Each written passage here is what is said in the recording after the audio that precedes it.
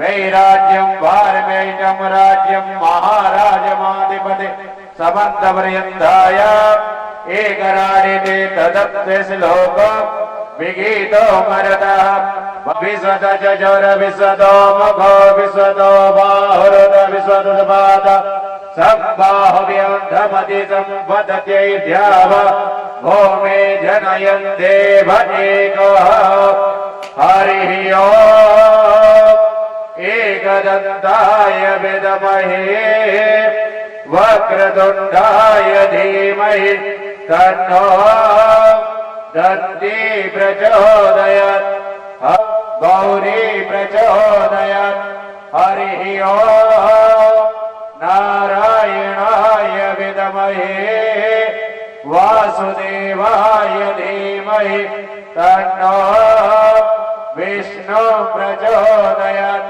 हरिः ओम् महालक्ष्मी च विद्महे विष्णुपत्न्यै च धीमहि ओम् नन्दनन्दनाय विद्महे यशो कृष्णप्रियायै च धीमहि तन्नो श्रीराधा प्रचोदयात् हरिः ओम् आञ्जनेयाय विद्महे वायुपुत्राय धीमहि तन्नो अनन्तरमान्यरे भगवान के सत्ये महारानी के यमुने महारानी के सरयो महारानी के सुखदेव जी महाराज के परीक्षित जी महाराज के परम पूज्य श्री व्यास जी महाराज के भागवत भगवान के वस्ते नगर के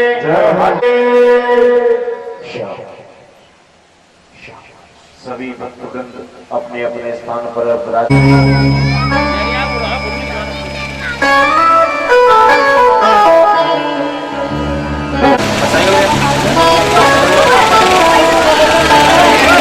बोली माता श्री सुखदेव भगवान की जय, श्री परीक्षित महाराज की जय, श्री हनुमंत लाल की जय, श्री सदगुरुदेव भगवान की जय, अपने अपने माता पिता की जय, भक्ति मैया की जय, जय जय श्री राधे, जय श्री राधे।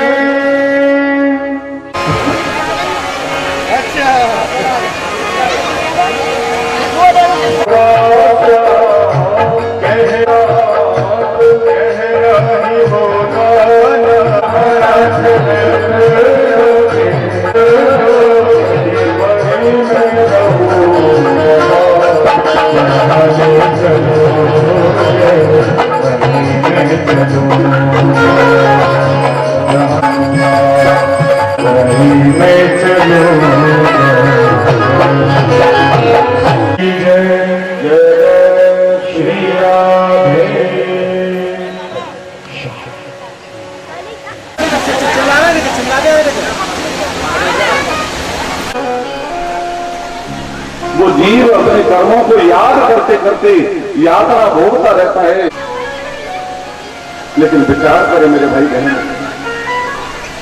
अगर एक निवेदन है आपसे, बोले जो जीव जो व्यक्ति जानबूझकर और दूसरे जीवों की हत्या करते हैं, पाप करते हैं, तो नरक की यातना भोगनी ही पड़ती है। हाँ? लेकिन ये बताइए कि जाने अनजाने में जो हमसे पाप बन जाते हैं,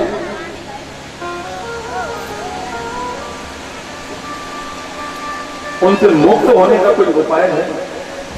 और खासकर मेरी मैया बहन ध्यान से सुनना इस बात को। जैसे मेरी मैया बहन घरों में भोजन बनाती हैं, चूल्हे में अग्नि लगाती हैं, लकड़ी लगाती हैं, महाराज सूखी लकड़ी में हजारों छोटे छोटे जीव विद्यमान रहते हैं जो हमें आंखों से दिखाई नहीं देते। आपने जलाया चूल्हा और हजारों जीव समाप्त हो गए, हमें पता भी नहीं चला और पाप लग गया। प्रेम से बोले जैसे आप और हम मार्ग में जाते हैं मेरे भाई बहन, हजारों छोटे छोटे जीवाणु होते हैं जिन्हें केवल माइक्रोस्कोप के द्वारा ही देखा जा सकता है।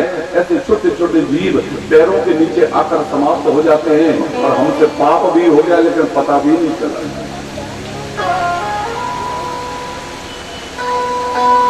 सज्जनों, मेरी मैया बहन घर में नित्य प्रति झाड़ू सेवा करें, बर्तन धोएं, वस्त्र साफ करते हैं और इन क्रियाओं को करने में आसपास में हजारों छोटे छोटे जीवाणु समाप्त हो जाते हैं। जड़ों में चींटियों का वास होता है, सदैव चींटियों को भोजन करेंगे। तीसरा यज्ञ है कि घर में प्रथम रोटी बने तो किसको देना चाहिए? बताइए। जिसकी याद ही नहीं रहती, प्रेम से बोलो जैसे गौ माता को प्रदान करनी चाहिए प्रथम रोटी।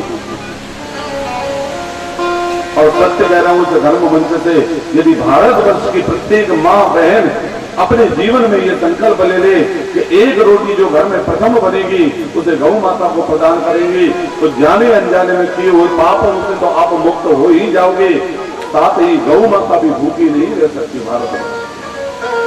भारत तो भाग्यशाली है ही, यज्ञराज भगवान की कृपा है, लेकिन इस परीक्षित परिवार ने इस अधिक मास में ये आयोजन करके आप सबका ही कल्याण कर दिया है। प्रेम से बोलो जैसे।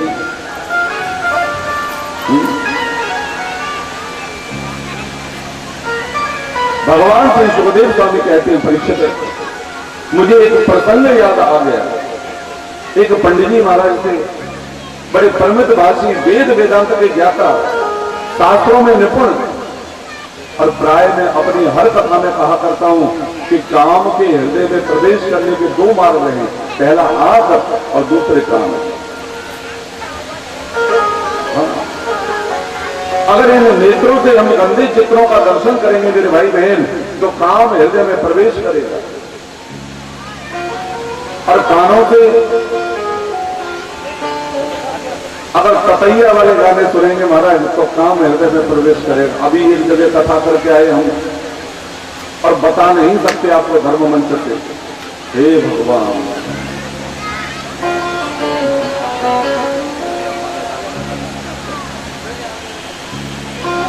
हमें 8 दिन वहां रहना बड़ा मुश्किल हो गया।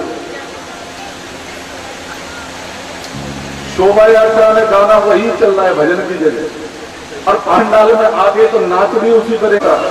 शास्त्रों में निपुण एक दिन अपने यजमान के यहाँ अनुष्ठान करने गए महाराज, वापस लौट रहे थे। तो हमारे घर में धन की कोई कमी नहीं है, आप चाहो तो हमारे साथ हमारे घर चलो। अब इस गणिका को तो धन ही चाहिए था महाराज, तो जब क्षमा करना महाराज, अगर आप हमें अपने साथ रखना चाहते हो घर में, तो पहले इन्हें घर से बाहर निकालना पड़ेगा। भगवान श्री सुखदेव स्वामी कहते हैं, परीक्षित इस पापी अजामिल ने अपने धर्म परायण सुशीला पत्नी का परित्याग कर दिया और गणिका के साथ ये बात करने लगा।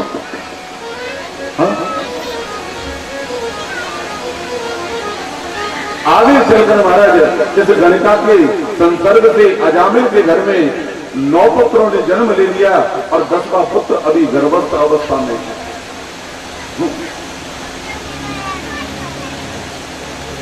लेकिन भगवान की कृपा जीव पर कब, कहां और कैसे होनी होती है, वो तो ठाकुर ही जानते हैं। और चाहते ही रहा इस गणिका के संपर्क में आकर, और ये चोर डाकू लुटेरा बन गया महाराज, मार्ग में बैठ जाता है ये, और जो भी राहगीर निकलते हैं बोले लूटना खसोटना, बस यही उसका कार्य बन गया।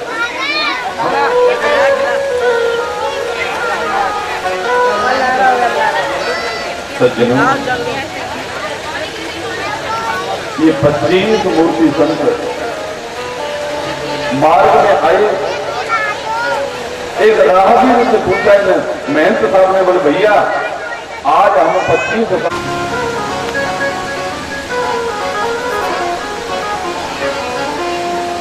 सज्जनों, उस राहगीर ने संत भगवान मजाक कर दिया संतों से, और मजाक में कह दिया, बोले की बात को समझ ही नहीं पाए मतलब। संतों के दर्शन किए, इस गणिका को समझने में देर नहीं लगी मतलब। इसने हाथ जोड़ लिए 25 संतों के, बोले भगवान आपको कोई गलत फहमी हुई है। अरे मेरे पति कोई संत मंत नहीं है, वो तो चोर डाकू लुटेरे हैं। लेकिन भगवान जब आप दरवाजे तक आ ही गए हैं तो निवेदन केवल इतना है कि वापस मत चले जाए।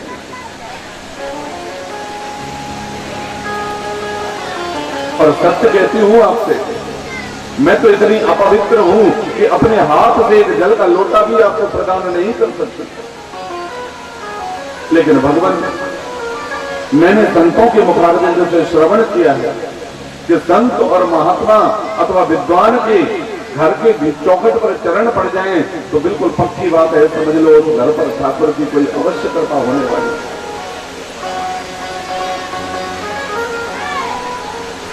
इसलिए आप आ ही गए हैं तो अब वापस जाने की बात मत करो। तो झट से इस गणिका ने महाराज दाल, आटा, नमक, मिर्ची, घी, शक्कर सब सूखी सामग्री संतों को प्रदान की। बोले भगवान घर के सामने जो बट वृक्ष है इसके नीचे बैठकर और खूब भोग बनाए और लड्डू गोपाल को भोग अर्पित करें। सज्जनों,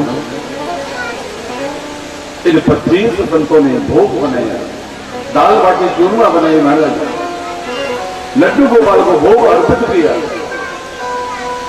एक एक करके 24 संतों ने भोग स्वीकार करना आरंभ किया। भगवान श्री सुखदेव स्वामी कहते हैं, परीक्षित, जैसे ही महंत साहब ने पहला कौर तोड़ा थाली से और मुख में रखना चाहा तो नेत्रों में जल भर आया। महंत साहब से सब समझ में आ गया। बोले हे भगवान, ये कोई भक्त नहीं है, अरे ये बहुत बड़ा पापी है अजामिल, और इस पापी के घर में हम भोजन कर रहे हैं, अन्न ग्रहण कर रहे हैं। क्योंकि शास्त्र कहता है मेरे भाई बहन ध्यान देना, जैसा खाएंगे अन्न वैसा बनेगा मन, जैसा पिएंगे पानी वैसी बनेगी वाणी। हाँ?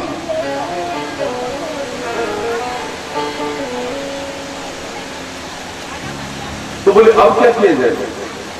इस पापी का हमने अन्न ग्रहण किया है तो अब इसे सुधारने का काम भी हम संतों का ही है। क्योंकि मेरे भाई ने आओ उसकी बजाओ जरूर, और अगर जिसका खा रहे हैं उसका नहीं बजाया और जरा भी कमी रखी तो फिर उसका लक्ष्य ऐसा पड़ता है महाराज कि समझ में भी नहीं आता।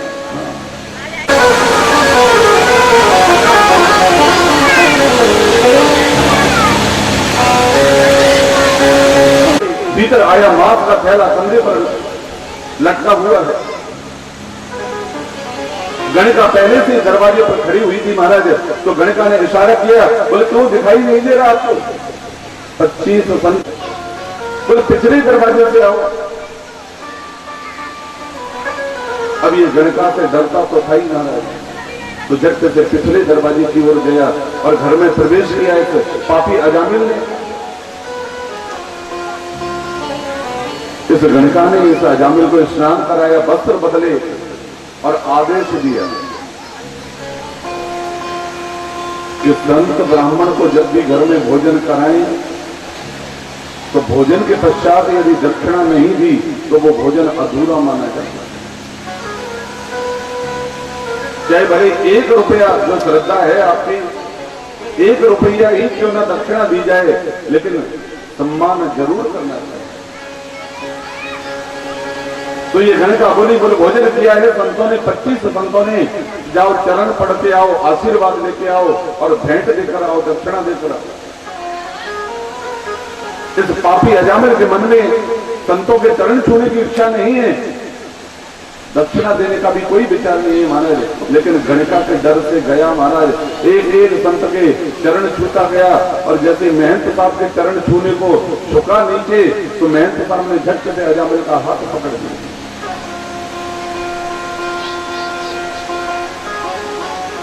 हाँ?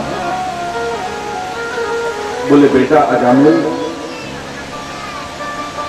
देख हमने 25 संतों ने तेरे घर का भोजन किया, तू हमें दक्षिणा नहीं देवो? तो ये पापी अजामिल संत भगवान से बोल पड़ा, बोले ओ बाबा जी, सबसे बड़ी दक्षिणा तो यही है कि आपका लोटा सोटा सुरक्षित बचाओ भयो है। सबसे बड़ी दक्षिणा है मेरी ये कि आपका लोटा सोटा आपके पास रखा हुआ है, और नहीं अभी तक तो आपको पता भी नहीं चलता कहां पहुंच गए। हाँ? बोले नारे ना बेटा, अरे हमें तुझसे धन दौलत रुपया पैसा नहीं चाहिए। तो बोले फिर क्या चाहते हो? बोले तेरे घर 9 पुत्र पहले से हैं, 10वां बालक होने वाला है, तो हम संतों के कहने से उस 10वें बालक का नाम नारायण रख दिया।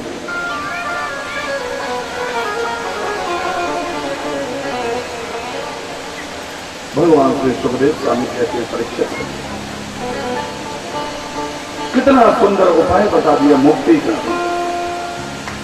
ये महल साहब मन में विचार करते हैं, बोले हे नारायण, यदि इस पापी से हम अभी ये कहते, बोले रोज भजन करने के लिए माला लेकर बैठ, तो ये कदापि मानने वाला नहीं था। अगर हम इससे कहते, बोले 4 धाम यात्रा करना अथवा मंदिर जाना, तो ये पापी मानने वाला नहीं था।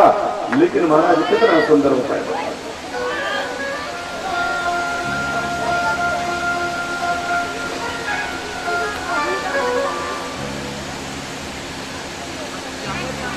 एक निवेदन करूं आप सबसे, उस नाम की महिमा ऐसी है मेरे भाई बहन, कि उस नाम को आप और हम चाहे बेटे के नाम पर लें, पिता के नाम पर लें, भाई के नाम पर लें, पत्नी के नाम पर लें, वो नाम अपना असर किए बगैर रह नहीं सकता।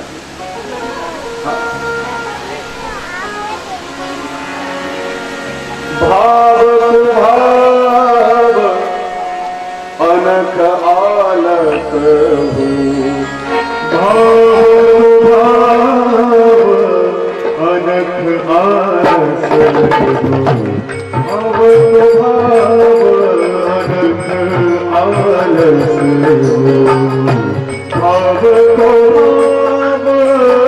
अनख आलस हो, भाव भाव अनख आलस हो, नाम जपत मंगल दिनदत हो, नाम जपत मंगल दिनदत हो।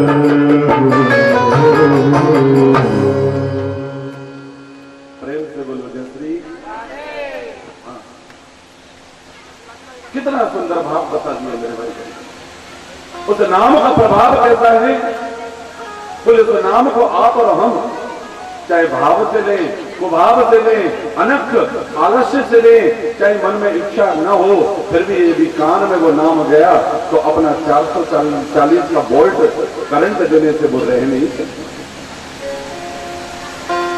सीधा करंट मारता है वो नाम, ऐसा दिव्य नाम है।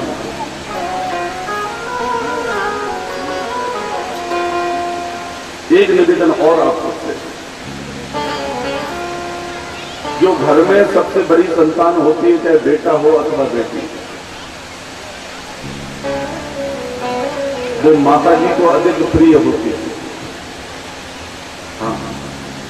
और जो सबसे छोटा वाला होता है घर में, वो तो पिताजी को प्रिय होता है। फिर बीच वाले का कौन होता है जी? हाँ? बड़े वाले हो गए माता जी के, छोटे वाले हो गए पिताजी के, फिर बीच वाले उनके तो गोपाल जी ही होते हैं, भगवान ही होते हैं उनके बीच वाले। अगर जीवन में आपको कभी संत दर्शन करने का सौभाग्य प्राप्त हो, तो संतों से निवेदन करना, बोले भगवान ये बताइए आप अपने घर में किस नंबर की संतान है? तो 100 में से 90 संतान आपको बीच वाली ही संतान मिलेगी। प्रेम से बोलो जैसे। माने बीच वाले तो बाबा जी हो जाते हैं, भगवान के भक्त हो जाते हैं, पार्षद हो जाते हैं भगवान के। और ये संत हैं, ये परमात्मा के दूत हैं, साधारण नहीं है मेरे भाई। एक घड़ी आधी में पुनि आदि, तुलसी संगत साधु की हरे कोटे पर।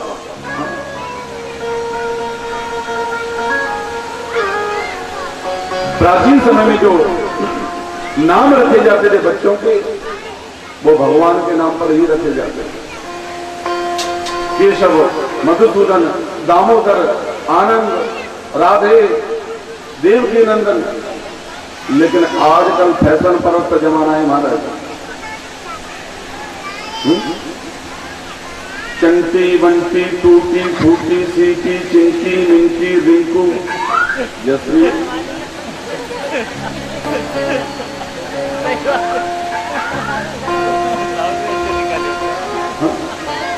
अब रिंकू नाम रखोगे महाराज तो दिन भर इन नामों को लेते रहो, कोई लाभ मिलना ही किसी को? हाँ? हाँ? और भगवान के नाम पर यदि बालकों का नाम रखेंगे तो ज्यादा नहीं तो दिन में 10-20 बार तो वो नाम आप पुकारेंगे ही। और 10-20 बार नित्य प्रति आपने नाम लिया, चाहे बेटा के नाम पर लें, चाहे बेटी के नाम पर लें, चाहे माँ बाप के नाम पर लें उस नाम को, तो वो नाम अपना असर किए बगैर रह नहीं सकता मेरे भाई। हाँ? अब ये छोटा वाला बालक हुआ, इसका नाम संतों के कहने से इस पापी अजामिल ने नारायण रख दिया। अब तो दिन भर श्रीमन नारायण नारायण हरि हरि, श्रीमन नारायण नारायण हरि हरि,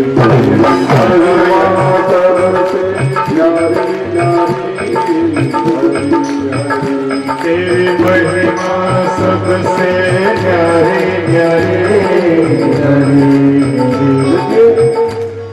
आप सबको भी बोलना है मेरे साथ भजन।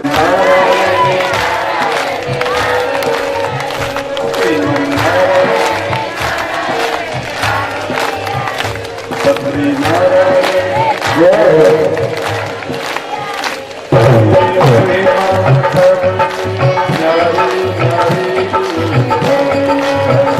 तेरी महिमा सबसे न्यारी न्यारी,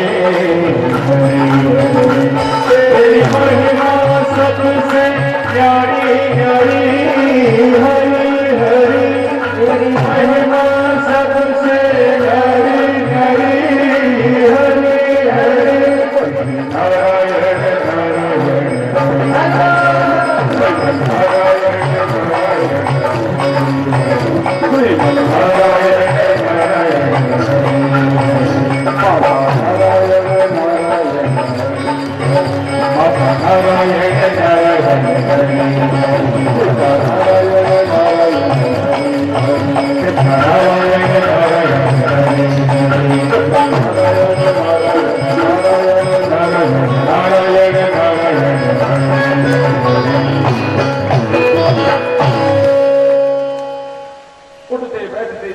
नारायण अजामिल की आंखों से दूर होता है।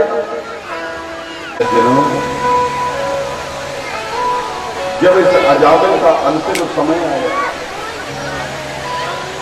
पलंग पर लेटा हुआ है, यमदूत आए और अजामिल के गले में फंदा डाला, रस्सी डाली, मारे और ले जाने की फिर लेने चलने।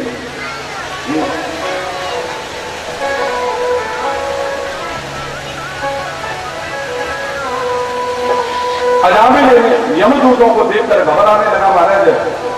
यमदूतों ने गले में रस्सी डाली और अजामिल से कहने लगे, बोले बेटा तूने खूब पाप किए हैं जीवन भर, अब चलने की तैयारी।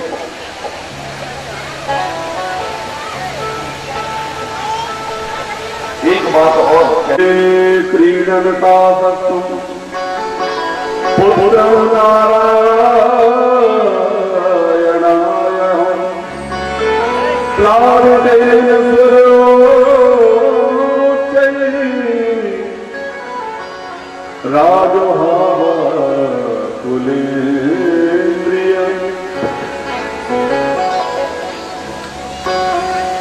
जब इसके प्राण निकलने को हुए मेरे भाई बहन, तो इस पापी अजामिल ने थोड़ा सा जोर लगाया और जोर लगाया तो इसके मुख से निकल पड़ा, अरे बेटा नारायण बचा। और जैसे ही नारायण बचा, शब्द निकला इस पापी अजामिल के मुखार बिंद से, तो झट से अजामिल के सामने चार चार भुजाधारी भगवान के दिव्य पार्षद प्रकट हो गए। प्रेम से बोलो जय श्री राम। हाँ?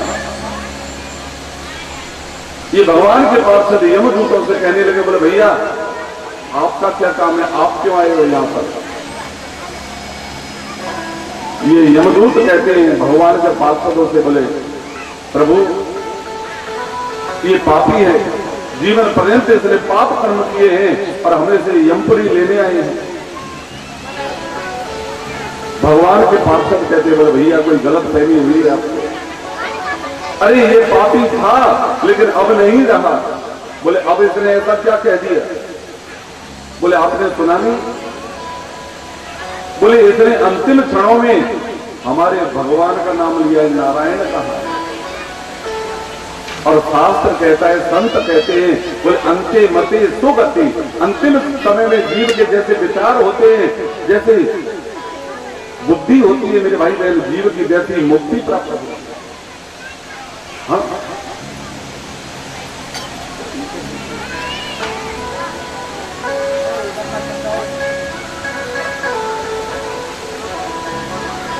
खाली हाथ लौट कर गए यमदूत। यमराज जी ने अपने दूतों से पूछा, बोले भैया खाली हाथ कैसे हैं? अरे वो पापी अजामिल कहाँ है, उसे साथ नहीं लाए। बोले महाराज गले पर नमक मत छिड़को। बोले क्यों, क्या हुआ? बोले उसने अंतिम क्षणों में मरने से पहले अपने पुत्र नारायण का नाम लिया था। इतने में चार चार भुजाधारी पीतांबर वस्त्र धारण किए और दूसरे कोई आगे और हमें डंडा दिखाते हुए कहने लगे, बोले जल्दी जाओ नहीं तो इतने डंडे पड़ेंगे आप में, आप गलत जगह पे आ गए। यमराज जी अपने पार्षदों से कहते, बोले भैया आप कितने बड़े भाग्यशाली हो कि मेरे प्रभु नारायण के पार्षदों के दर्शन करके आए हैं आप। बोले कभी कभी जब आप हमसे पूछते हो ना, बोले संसार के मालिक तो आप ही हैं, स्वयं यमराज, आपके बड़ा संसार में कौन है जिसका भजन करने आप बैठते हैं? तो ये धर्मराज कहते हैं, बोले भैया पार्षदों वही तो मेरे स्वामी हैं, प्रभु श्री नारायण जिनका मैं भजन करता हूं। तो बोले ये बताइए भगवान आगे से हम नरक में पकड़ कर कैसे लाएं? तो ये धर्मराज कहते हैं, जिज्ञान भक्ति भगवान गुण नाम देव स्मृति तच्चरणारविंदम कृष्णाय नो नमते अक्षरे कदापि तानाय मध्यमसतो कृतविष्णु प्रत्यान जिज्ञान भक्ति भगवान गुण नाम देव। बोले भैया पार्षदों आप आगे से मेरी यमलोक में ऐसे जीव को पकड़ कर लाना जिस पापी की जिह्वा पर कभी भगवान का नाम नहीं आया, बस ऐसे पापियों को पकड़ कर लाना और गलती से भगवान के भक्त के दरवाजे पर पहुंच गए तो तुम्हें ऐसे खाली हाथ लौटना पड़ेगा। प्रेम से बोलो जय श्री राम।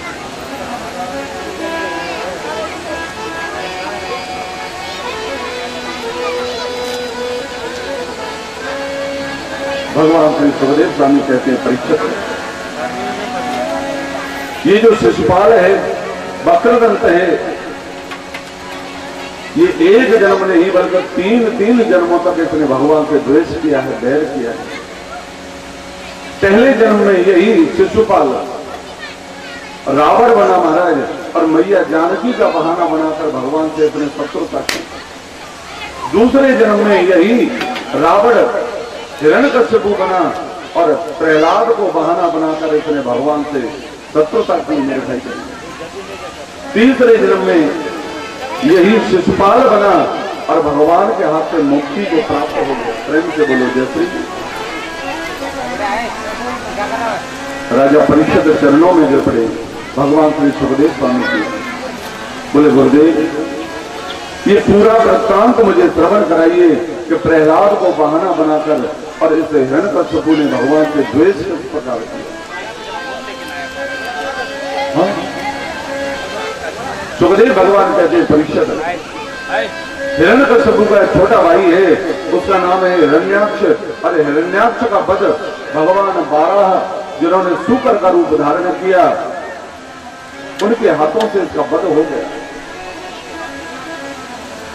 ये पापी हिरण्याक्ष अपने छोटे भाई हिरण्याक्ष से बड़ा स्नेह करता है, प्रेम करता है, और भगवान के हाथों मृत्यु को प्राप्त होने पर ये इतना भारी दुखी हुआ, क्रोधित हुआ कि इसने अपने पूरे राज्य में ऐलान करवा दिया कि मेरे पूरे राज्य में कोई भगवान का नाम नहीं लेगा, और यदि किसी को भगवान का नाम लेते हुए पाया गया तो उसे मृत्यु दंड प्रदान किया जाएगा।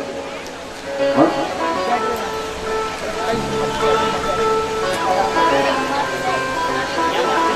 आता है मेरे भाई बहन, ध्यान देना, कयाधु ने 3 पुत्रों को जन्म दे दिया है, चौथा गर्भस्थ अवस्था में है अभी। एक दिन ये पापी हिरण्यकशिपु अपनी पत्नी कयाधु से बोले देवी, मैं भगवान शंकर की आराधना करना चाहता हूं, आप मेरा यहीं पर इंतजार करें। बोले ठीक है पतिदेव, जैसी आपकी अनुमति आज्ञा। हिरण्यकशिपु गया महाराज आराधना करने भगवान शंकर की।